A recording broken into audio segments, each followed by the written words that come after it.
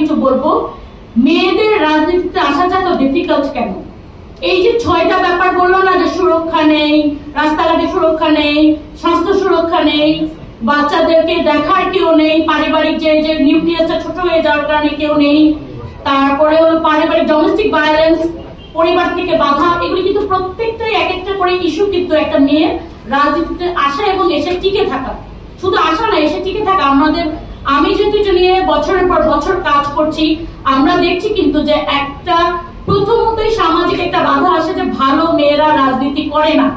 তারপরেও যদি কোনো কারণে একটা মেয়ে অথবা মহিলা ওই টাবুটা কাটিয়ে মানে রাজনীতিতে ঢুকতে পারে, তারপরে তাদেরকে এরকম প্রত্যেক দিনই সামাজিক, ফাইন্যান্সিয়াল এবং যেটা পারিবারিক বাধাগুলোকে অতিক্রম করে টিকে থাকতে হয়। এবং এটা কিন্তু একটা প্রত্যেক দিনের ঝঞ্ঝাট, সেই জায়গায় টিকে থাকাটা খুব কষ্ট।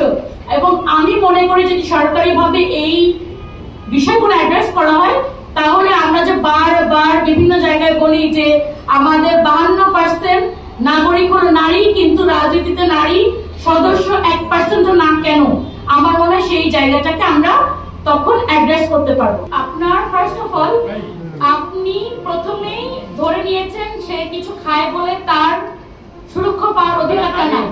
এই জায়গাটা থেকে আমাদের পিছিয়ে আসতে হবে। আমি একটু উত্তরটা দিই, এই জায়গা থেকে আমাদেরকে পিছিয়ে আসতে হবে। প্রত্যেক নাগরিকের অধিকার আছে সুরক্ষা পাওয়ার।